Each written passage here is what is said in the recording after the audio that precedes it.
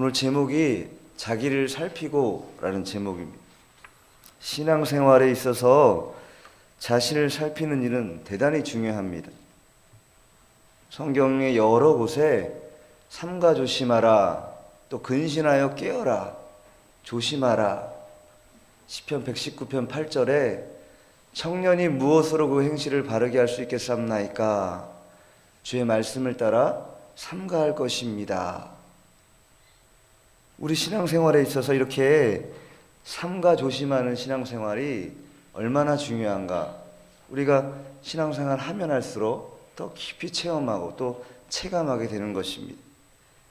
그런데 이 삼가 조심한다는 것이 자칫 우리의 신앙이 경직되게 하고 혹은 상대에 대하여 조금 강팍하게 표현되고 나타날 때가 더러 있다라는 것입니다. 그것은 옳지 못한 방법입니다. 상대에게는 언제나 유연하게 부드럽게 하나님의 은혜로 돼야 돼. 그러나 자기 자신에 대해서만큼은 냉혹하리만큼 철저하게 자기를 살필 때에야 비로소 그것이 온전하게 자기를 살피는 일이다, 이렇게 볼 수 있는 것이죠. 내 마음에 있는 것들을 다 쏟아내면 그것이 우리를 살피는데 가장 큰 지장을 초래하게 되는 것입니다. 또한 더불어서 우리 신앙함에 있어서 우리의 거룩함을 담보하고 우리의 경건성을 담보해야 되는데, 이 살피는 일을 게을리하다 보면 자연스럽게 우리의 경건성은 떨어지고 우리의 거룩함도 담보하지 못하는 경향이 우리에게 있는 것입니다. 에베소서가 교회론을 말하는 6장의 그냥 보물 같은 그런 책인데, 이 4장에 성령을 통하여 하나 되게 하시고, 그 다음에 5장에 뭐라고 강조하냐면 온 성도들이 거룩함을 가져야 된다, 이렇게 말합니다. 왜 그렇게 말하냐면 에베소서 6장에 갔을 때 6장에 무슨 장이 나와요? 하나님의 전신갑주를 입고 영적 전쟁을 싸워야 되는데, 그 영적 전쟁을 싸우기 위해서 5장에 이 거룩함을 담보하지 않으면 영적 싸움에서 절대 마귀 이길 수 없다라는 것이에요. 근데 우리의 거룩함을, 또 우리의 그 경건함을 어떻게 우리가 보존하고 또 유지할 수 있겠습니까? 부지런히 자기를 살피는 일이 중요한 것입니다. 근데 자기 살피기보다는 남을 살피는 경향이 우리 마음에 많이 있습니다. 이거 철저히 우리가 버려서 하나님 앞에 올바르지 않은 것으로 알고 회개하고 돌이켜야 할 것입니다. 오늘 본문은 이스라엘 백성을 중심으로 하는 그런 전개되는 스토리가 아닙니다. 도리어 이방 사람들인 블레셋 사람들을 통해서 하나님이 우리에게 교훈하시는 일입니다. 선민이라고 칭하는 이스라엘 백성들은 도리어 자신들을 살피는 일을 게을리 했다면, 이 블레셋 사람들은 지금 현재 당하고 있는 이 어려운 형편과 이 어려운 상황으로 인하여 철저하게 자신을 살피는 일들을 게을리하지 않고 있다라는 것을 오늘 성경 본문이 우리에게 증거하고 있는 것입니다. 그러면 오늘 본문을 이해하기 위해서 앞서서 무슨 일이 벌어졌는지 좀 당시의 배경을 좀 살펴보는 것이 필요합니다. 자, 4장에서 보면 하나님의 선민 이스라엘 백성이 블레셋과의 전쟁에서 패하게 됩니다. 1차 패하게 됩니다. 그래서 회합을 갖죠. 어찌하여 우리가 하나님 앞에 이 선민인데도 불구하고 이 이방 족속 블레셋에게 패하게 되었는가? 이것을 의논한 결과 우리가 실로에 있는 하나님의 언약궤를 가지고 나아가면 다시 전쟁이 나아갔을 때 승리할 수 있을 것이다, 이러한 결의를 하게 됩니다. 사무엘상 4장 3절 같이 한번 읽겠습니다. 제가 성경을 많이 읽힙니다. 그래서 성도들에게도 많이 읽히는데 더러 불편함이 있더라도 성경을 부지런히 찾고 같이 읽도록 하겠습니다. 사무엘상 4장 3절 같이 읽죠. 시작.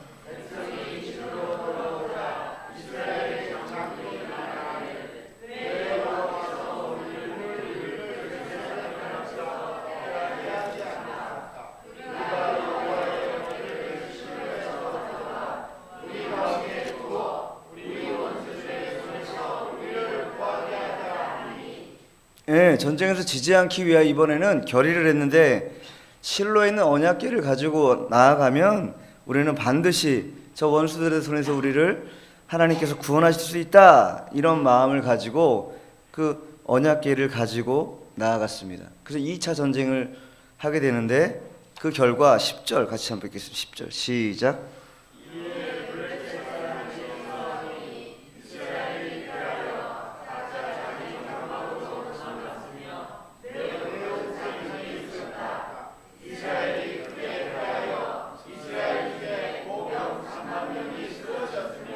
네, 성경이 증거하는 것처럼 2차 전쟁에 나갔는데 도리어 3만 명이나 죽는 큰 전쟁의 실패를 경험하게 됩니다.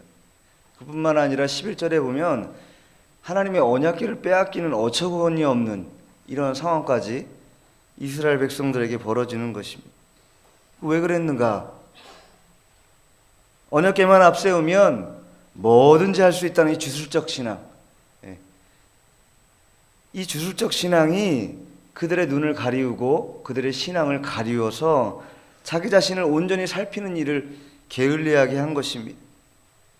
그때 당시에 이스라엘 백성들, 특별히 이스라엘을 지도하는 그 신앙의 지도자들의 그런 상태가 어떠했는가 우리가 보면 엘리 제사장은요, 눈이 어두웠다 이렇게 3장 2절에 말하고 또 비둔했다 4장 18절에 이렇게 말합니다.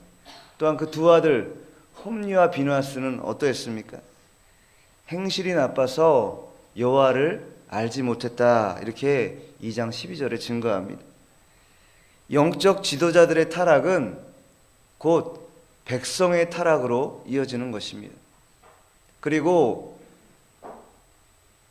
종교적인 타락은요, 근본적으로 사회적인 타락을 도모하게 돼 있습니다. 우리 그리스도인들이, 특별히 성도들이 성도답게 철저하게 새벽을 깨우고 또 기도하기를 힘쓰고 주의 말씀으로 돌아가기를 힘써야 되는 이유가 뭐냐? 나 자신의 개인적인 신앙의 영달을 위함이 아닌 것입니다. 온 사회와 썩어가는 온 나라에 대한 악으로 뒤덮이고 어둠으로 가득 찬 세상을 향해 하나님의 빛을 전하기 위해서라도 내 스스로가 깨끗이 서 있지 않으면, 그것이 담보되지 않으면 근본적으로 사회는요, 썩어져 가게 돼 있는 것입니다. 그러나 하나님은요, 그러한 어둠의 상황에서도 결코 우리를 포기하거나 놓지 않습니다. 패러다임을 바꿔서라도 하나님의 사람을 들어서 쓰게 되는 것입니다. 그 사람이 누구인가? 바로 사무엘이라고 하는 영적 지도자라는 것입니다. 사무엘상 3장 1절, 그때 당시에 영적 상황이 어떠했는가 보여주고 있는데 사무엘상 3장 1절 읽겠습니다. 시작.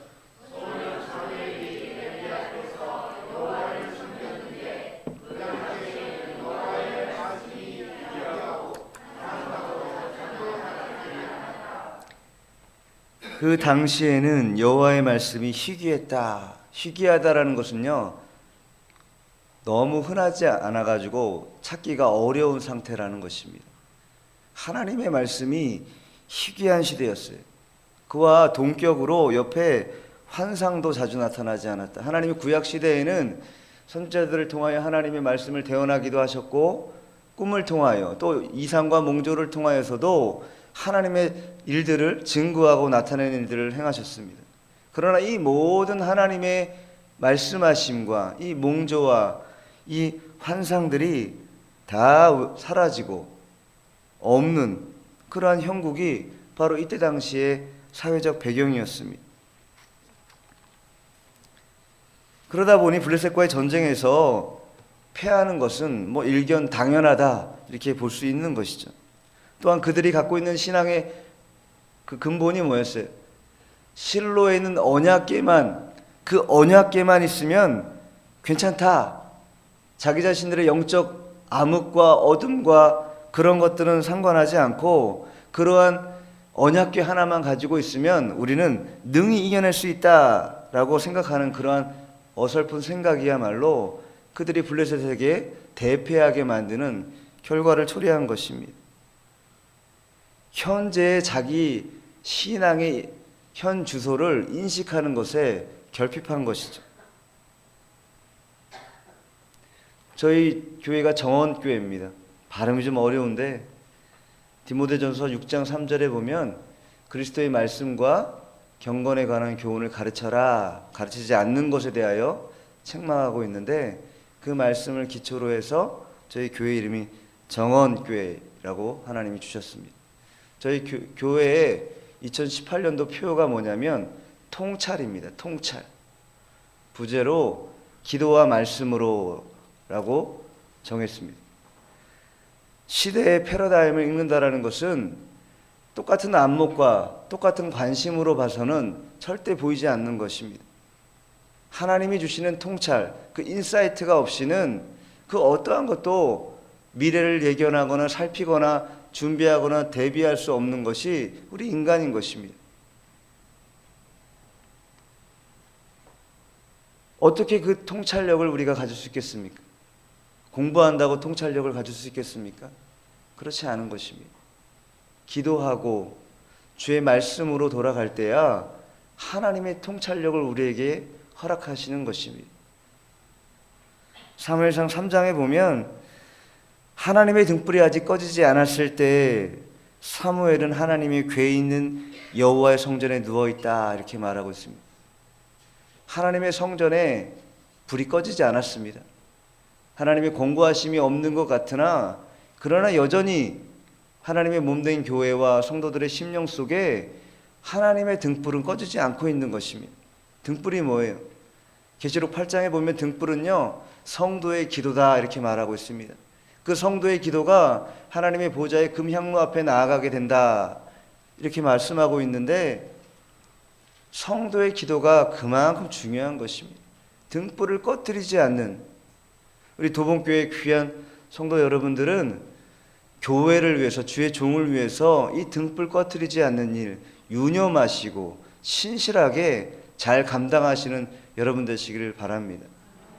그 믿음이 없으면 하나님의 인사이트도 통찰도, 하나님이 무엇을 도봉교회에 허락하시고 앞으로 어떻게 역사하시며 열어가실 것인가를 분별할 수 없다라는 것이, 그 등불이 꺼지지 않을 때 구약시대 등불은 저녁에 키워서 새벽녘까지 키워둡니다. 그것도 가장 값비싼 감람류를 기름으로 해가지고 등불을 태우는 것이 절대 꺼트려서는 안 되는 불입니다.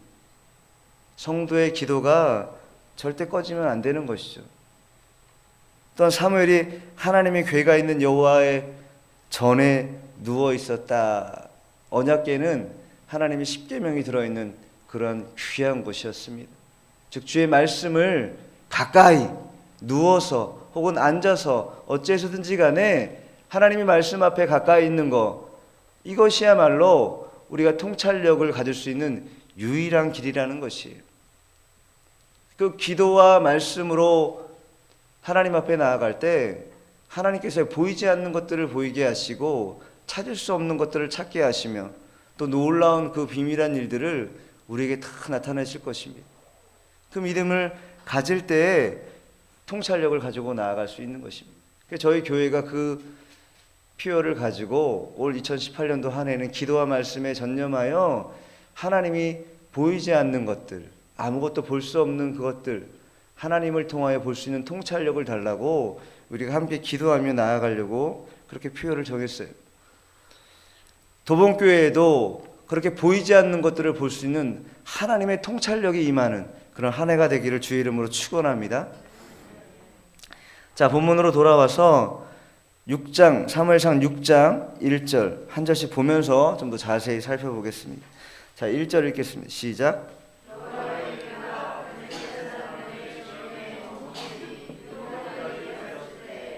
예, 블레셋 사람들이 전쟁을 통하여서 이스라엘 백성들이 그렇게 귀하게 여기는 언약궤를 가지고 왔어요. 그래가지고 블레셋 땅에 머문 지 7달이 됐습니다. 6장에서는 7달 됐지만 5장에 잘 살펴보면 7달 동안 많은 일들이 있었습니다. 자, 5장에 한번 볼 텐데요. 좀 길지만 같이 읽어보겠습니다. 5장 2절로 6절까지 같이 한번 읽겠습니다. 시작.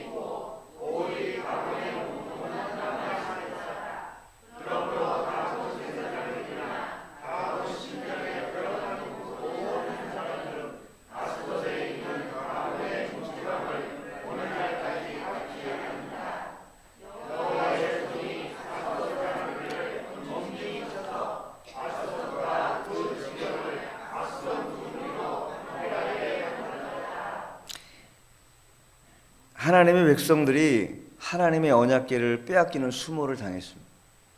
그러나 그러함에도 불구하고 하나님은 자존하시는 분이십니다.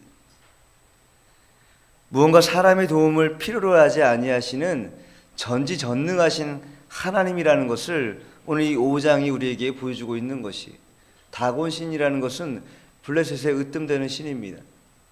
물론 아스타롯이 있었습니다. 바알이 있었습니다. 그러나 다곤이라고 하는 신이 그 블레셋을 관장하는 그런 주신이었는데 어떤 일이 벌어졌어요? 다곤의 그 신이 여호와의 언약궤 앞에 어때요? 넘어지고 나중에 어떻게 손발이 끊어지는 일들이 벌어졌다라는 거예요. 이 일들은 사람이 행한 것이 아닙니다. 다곤의 신, 우상들조차도 하나님의 자존하심과 전지전능하심 앞에 뭐예요? 경의를 표하는 것이죠.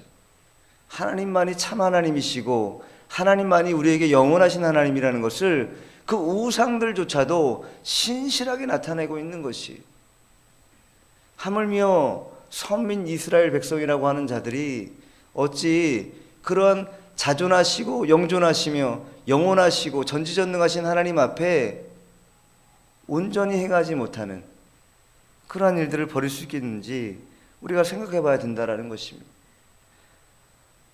온 우주 만물을 창조하실 뿐만 아니라 오늘도 여전히 통치하고 계신다라는 것이, 우리의 머리털을 다 세심받을 뿐만 아니라 우리의 일구서 모든 것들을 다 감찰하시고 살피는 분이 바로 하나님이십니다. 그러한 하나님을 잊는다, 망각한다, 혹여는 나와 상관없는 분이다 라는 그런 마음을 가지고 살아간다면 그것만큼 어리석은 것이 없는 것입니다. 하나님의 궤가 있어야 할 곳에 있지 않고 엄한 곳에 가 있는 상황이었지만, 그러나 그러함에도 불구하고 그 자존하신 하나님께서는 하나님의 영광을 그곳에서도 나타내셨다라는 것입니다. 인간의 마음이 간악해서 하나님이 뭔가 우리에게 허락하시고 도와주시면 감사하는 마음이 듭니다. 그러나 하나님이 우리에게 혹여나 조금 섭섭함을 주실 때, 혹은 마음에 상함을 주실 때 이 마음이 참 요동치는 경향이 많이 있는데, 그런 마음, 하나님과 상관없는 마음이라는 것이, 하나님은 그러함에도 불구하고 끝까지 성도들을 살피고 또 도우려고 하시는 그러한 긍휼하신, 어제 우리 석진태 목사님 말씀하신 것처럼 헤세드의 하나님이라는 것이 언제나 인애가 풍성하신 하나님이십니다. 근데 그러한 하나님을 우리가 놓치고 살아가는 경향이 많이 있다라는 거예요. 이스라엘 백성들이 언약궤만 가지고 가면 전쟁에서 승리할 수 있을 것이다. 내가 갖고 있는 과거의 믿음, 이 신앙, 이거 갖고 가면 하나님이 다 담보해 주실 것이다. 자기를 살피지 않고 현재 하나님 앞에 내가 온당한 온전한 신앙을 견지하고 있는지 살피지 않고, 그거 주술적인 신앙과 마찬가지인 것입니다. 철저하게 자신을 살피는 일이 필요한 것입니다. 자, 2절, 본문 2절입니다. 6장 2절 읽겠습니다. 시작.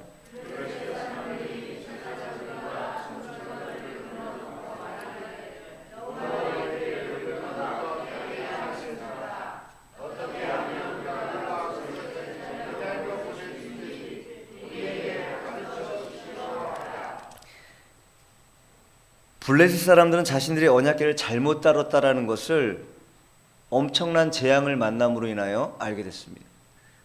에글론에서도 또 아스돗에서도 계속해서 독종이 생기고 그 독종으로 많은 사람이 죽는 이러한 큰 해악을 받자, 그제서야 그들이 무엇 때문에 이러한 일들이 있는지 살펴보는 그러한 일들을 행했다라는 것이에요.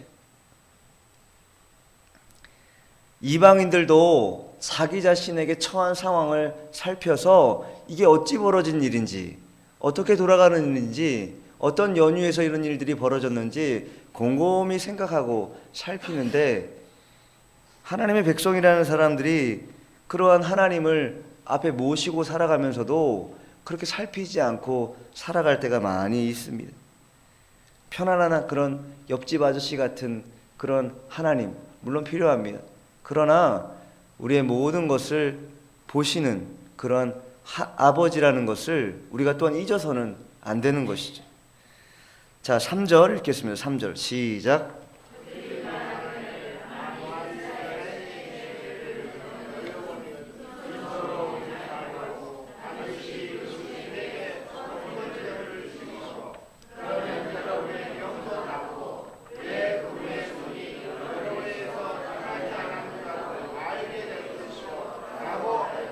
아멘. 그들이 들은 해답이 있습니다. 제사장들과 점술가들, 블레셋의 제사장들과 점술가들을 통하여 해답을 얻었어요. 이 언약궤가 원래 있던 자리로 되돌아가야 할 것이다, 이렇게 결의를 한 것입니다. 그런데 어떻게 처분했냐면 거저 보내지 말아야 한다. 개역성경입니다. 거저 보내지 말아야 한다, 이렇게 말하고 있어요. 그래야 병도 낫고 하나님의 뜻도 알 수 있을 것이다. 만약 보냈는데 그 암송아지 낳은 지 얼마 안 되는 그 송아지 2마리를, 암소 2마리를 한 결의에 묶어서 한 번도 멍에 매보지 않은 그 소들이 온전히 베스메스로 올라간다면 이것은 하나님의 뜻이다. 그러나 우리가 일견 잘 알고 있는 것처럼 한 번도 멍에 매보지 않는 그런 암소가, 그것도 한 결의로 2마리가 한 길로 똑바로 간다라는 것은 불가능한 거다라는 것을 알고 있었어요. 그렇기 때문에 그 방식을 택해서 만약 보내봐서 이것이 그대로 베스메스로 간다면 이것은 분명히 하나님의 뜻이다. 그러나 우리가 일견 알고 있는 것처럼 이 암소가 우왕좌왕하고 서로 갈 길을 못 찾는다면 이것은 그냥 우리에게 우연히 찾아온 그러한 해악이니 우리가 이것을 보내지 않아도 될 것이다 라고 판단한 것 같아요. 그러면서 그러더라도 그냥 보내는 것은 도리가 아니다, 이렇게 받은 것이. 우리가 이 블레셋 사람들의 앞에 놓인 이 문제들을 해결하는, 이 풀어가는 과정을 통해서 우리가 교훈받고자 하는 것이 3가지가 있습니다. 그 첫 번째가 바로 오늘 앞서 말한 것처럼 거저 보내지 말아야 한다라는 것입니다. 하나님 앞에 거저 보내면 안 된다라는 것입니다. 다른 성경에는 빈손으로라고 되어 있어요. 빈손으로 보내지 말아야 한다라는 것이, 거저라는 말 속에는 빈손이다 혹은 헛되이 보내서는 안 된다라는 뜻이 있습니다. 하나님의 언약궤를 돌려보낼 때에 그렇게 빈손으로 헛되게 하나님께 보내서는 하나님을 공허하게 만드는 것이다, 이렇게 판단한 거예요. 누가? 이스라엘 백성들이 판단한 게 아닙니다. 블레셋의 사람들이, 그것도 제사장들과 점술가들이 언약궤를 돌려보내기 전에 그렇게 판단한 것이에요. 도리어 이스라엘 백성들은 선민이라는 의식 속에서 블레셋과의 전쟁 가운데 언약궤 메고 나가면 될 거다, 그러면 우리는 이길 거다, 이렇게 주술적인 신앙을 가지고 있었습니다. 마치 어떤 신앙이냐, 알라딘의 요술램프에 나오는 지니죠. 지니 도와줘, 지니 이기게 해줘, 지니 내가 어렵잖아 지금, 빨리 이거 해결해줘. 하나님이 그러한 하나님이 아니라는 것이, 예수 믿는 사람들이 그러한 방식으로 하나님께 나아가면 그게 뭐예요? 거저가는 것입니다. 거저, 헛되이 가는 것이, 빈손으로 가는 것입니다. 하나님은 진이가 아니에요. 만물을 창조하시고 주관하시며 통치하시는 하나님이십니다. 하나님 앞에 빈손으로 헛되이 가서는 안 되는 것입니다. 하나님께도 물론이거니와 성도 간에도 또 주변의 이웃들에게도 인간적으로 봐도 사람 도리라고 하는 말이 있습니다. 우리가 도리를 해야 된다, 이 사람 도리 하는 게 쉽지 않다, 이런 말들을 어르신들이 많이 하시는데 그런 것 같아요.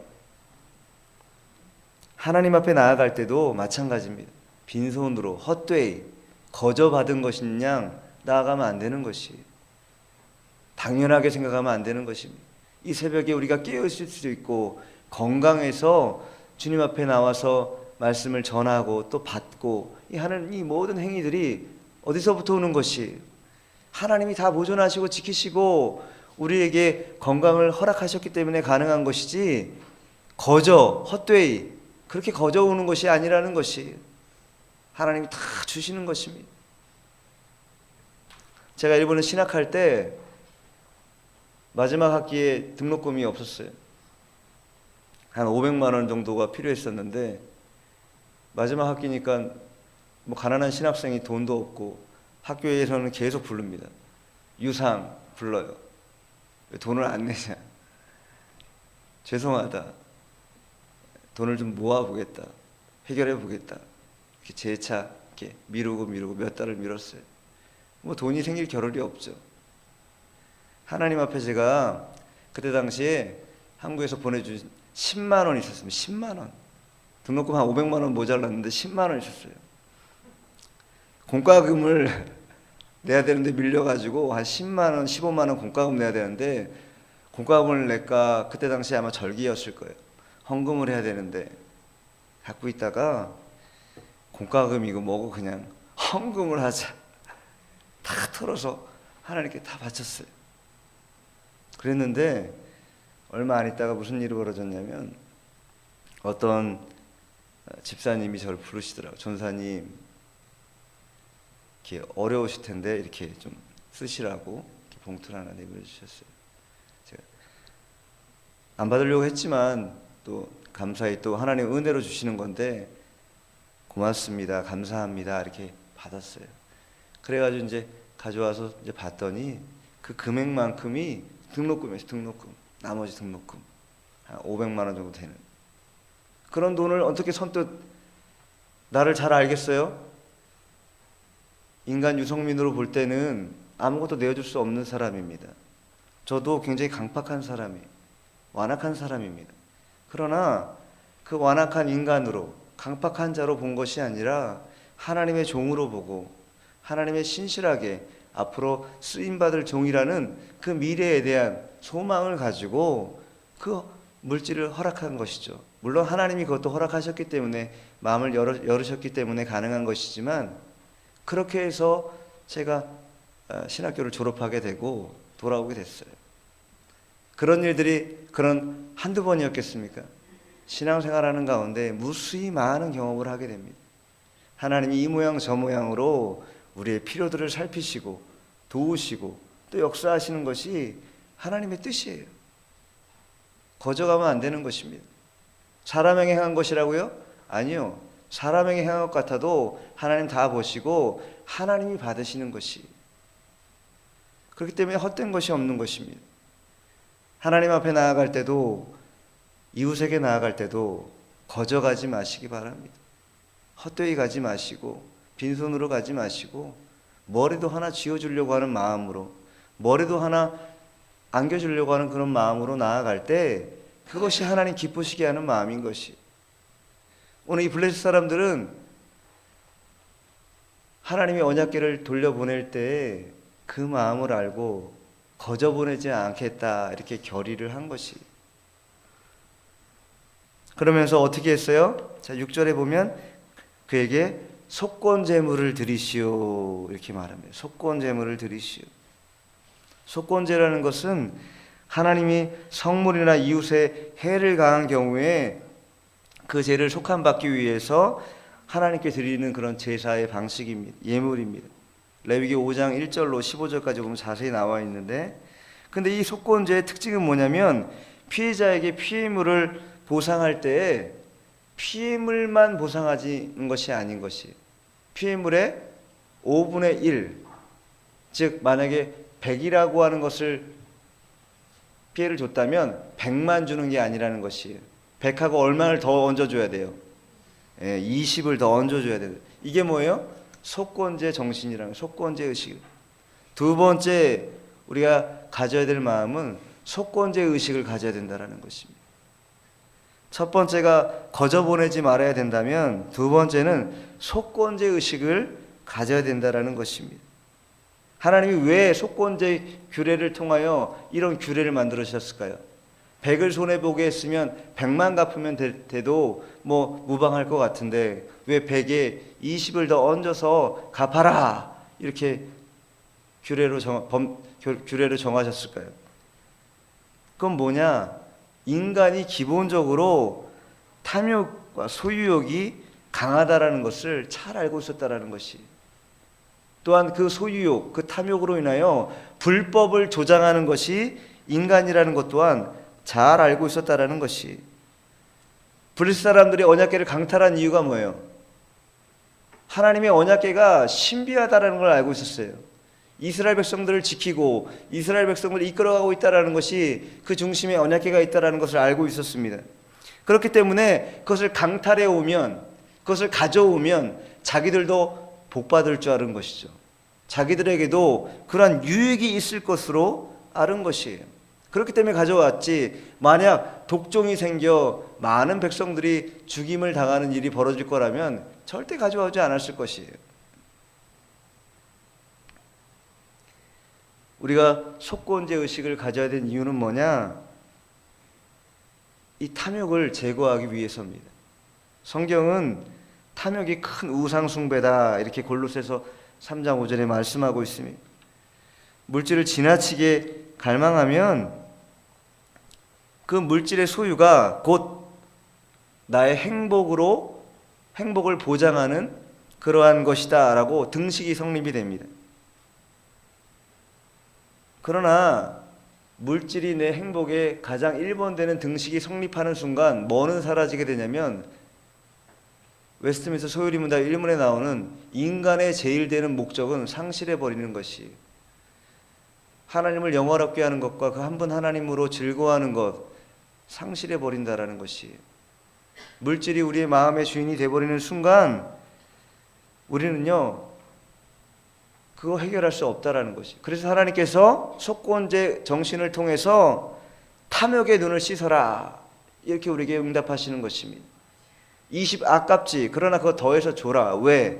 그것이 너의 마음을 탐욕으로부터 제거하는 방법이다.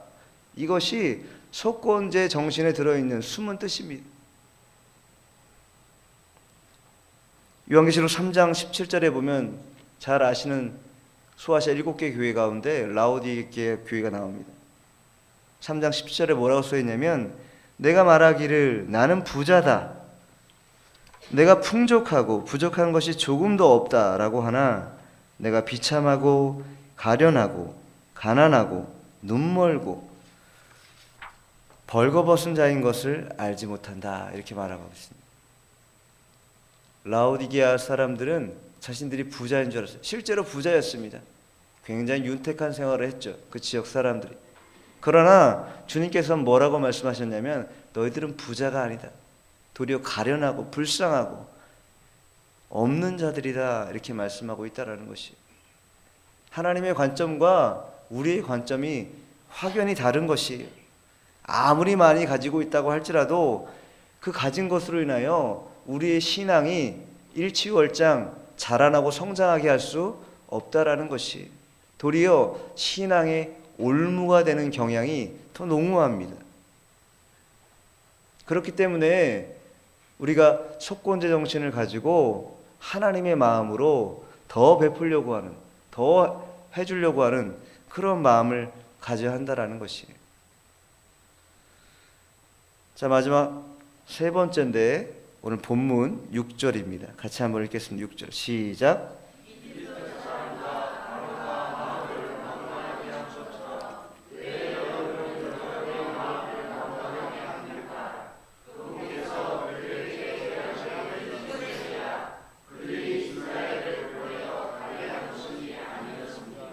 네, 세 번째는 마음을 완악하게 하지 말아야 한다라는 것이, 완강하게 하지 말아야 한다라는 것입니다. 자기 자신을 살필 때, 우리 마음의 상태가 어떤지 살필 때 내 마음이 완악한가 완강한가 살필 필요가 있는 것입니다. 이 완악하다라고 하는 말은 히브리어로 카베드인데 무겁다 이런 뜻입니다. 무겁다 혹은 굳게 하다 이런 뜻이 있어요. 무겁고 굳어져 버렸다, 이 말은 뭐예요? 교만하고 완악하다라는 마음에 에둘른 표현입니다. 출애굽 당시에 바로의 마음이 완강하고 강팍했다라는 것을 누구도 알았어요. 블레셋 사람들도 알았어요. 그렇기 때문에 이집트 사람과 바로가 마음을 완강하게 한 것처럼 왜 여러분은 여러분의 마음을 완강하게 합니까? 누가 이스라엘 백성들이 하는 말 같아요. 그러나 이스라엘 백성들이 하는 말이 아니죠. 블레셋 사람들이 하는 말입니다. 그분께서 그들에게 재앙을 내리신 후에야 그들이 이스라엘 보내게 한 것이 아닙니까? 과거로 돌이켜 보십시오.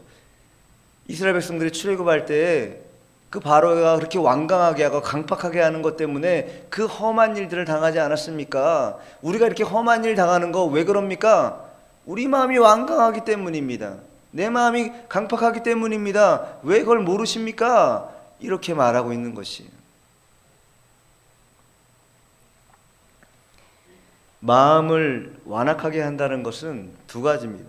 하나는 자신의 마음이 무겁다라는 것이, 두 번째는 하나님을 잊었다라는 것입니다. 자기 자신이 무겁고 하나님을 잊게 되면 마음은 자동으로 강팍해지게 되고 완악하게 됩니다.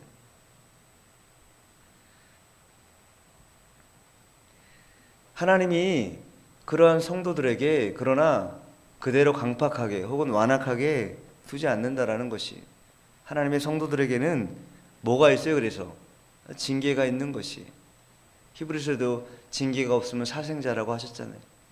그렇기 때문에 징계를 주시는 것입니다. 이 징계야말로 물론 받을 때는 힘들다라는 거 알고 있습니다. 아주 고통스럽고 힘이 듭니다. 그러나 그 징계를 통하여만 우리의 무거운 이 마음, 이 완악해진 마음, 완강해진 마음이 사라지게 되는 것이, 사무엘하 7장 14절에 보면 다윗에게 하나님이 다윗 언약을 하기에 앞서 이렇게 말씀하세요. 나는 그의 아버지가 되고 그는 내 아들이 될 것이니 그가 만일 죄를 지으면 내가 사람의 막대기와 인생의 채찍으로 훈계할 것이다. 이렇게 말씀하고 있습니다. 전제가 뭐예요? 나는 그의 아버지가 되고 그는 내 아들이 될 때 사람 막대기와 인생 채찍으로 내가 너를 때리겠다라는 것이, 어찌할 때? 마음이 무거워질 때, 완악할 때, 강팍할 때. 왜? 그것을 통해야만 하나님께 겸손하고 온전하게 나아갈 수 있는 유순한 마음을 회복할 수 있기 때문인 것이, 우리 스스로가 우리를 살필 때 우리 마음이 완악한가, 강팍해져 있는가 잘 살펴야 하는 것입니다. 오늘 이 본문이 우리를 잘 살필 수 있는데 큰 도움이 되기를 바랍니다. 예수님께서 우리에게 이 땅에 오실 때 거저오지 않으셨습니다. 성부의 그 모든 작정하심에 대하여 성취하시기 위해 죽기까지 각오하고 이 땅에 오셨고 그렇게 십자가에 달려 돌아가셨다라는 것이, 죄 없으신 분입니다. 우리의 험한 죄악을 인하여 그분이 채찍을 맞고 또 십자가에 달려 돌아가셔 모든 피화물을 다 쏟으셨다. 거저오지 않으셨다라는 거예요. 다 쏟으셨다라는 거예요. 또한 산상수훈에서 뭐라고 말씀하세요?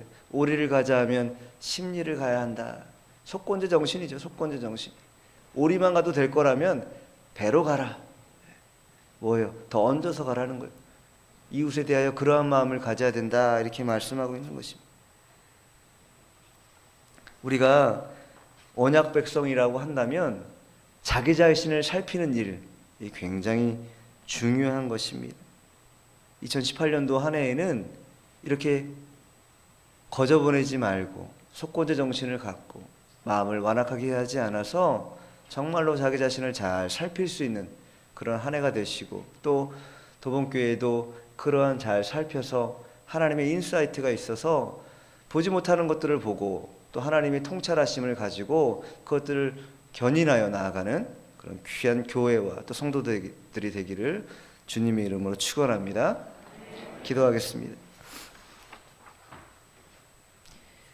하나님 아버지, 오늘도 이 새벽에 저희들을 불러주시고 주의 말씀을 통하여 하나님의 귀한 진리를 증거하게 하심을 감사드립니다. 하나님, 2018년도가 밝았는데 우리 자신을 살피는 일이 얼마나 우리에게 중요하며 또 우리가 부지런히 해야 될 일인지 오늘 사무엘상 말씀을 통하여 주심을 감사드립니다. 하나님, 모든 면에 거저 보내지 않게 하시고 속건제 정신을 갖게 하시고 특별히 마음을 완악하게 함으로 우리가 주님 앞에 무거운 마음 가지고 나아가지 않도록 우리의 마음을 가볍게 하시고 또 온전케 하시어 주의 뜻을 잘 이루어드리는 그런 한 해 될 수 있도록 도와주시기 원하옵니다. 주님, 사랑하는 도봉교회와 우리 귀한 성도들과 또 주의 종을 붙드셔서 이 하나님의 통찰력을 가지고 보지 못하는 것들을 봄으로 인하여 하나님이 계획하시고 예견하신 그 모든 일들을 능히 성취하는 그런 한 해가 되게 하시고 아버지의 뜻대로 아버지께서 영광 받으시는 일만 가득 넘치기를 간절히 바라고 원하옵나이다. 그러할 때에 하나님은 놀라운 자존하시고 영존하시는 하나님이라는 것을 이 지역사회와 모든 땅 가운데 증거되는 데 쓰임받는 그런 믿음의 교회가 될 것이라 믿사옵니다. 오늘도 주님과 함께 동행하는 귀하고 복된 한날 되기를 원하오며 우리 주 예수 그리스도의 이름으로 기도하옵나이다. 아멘.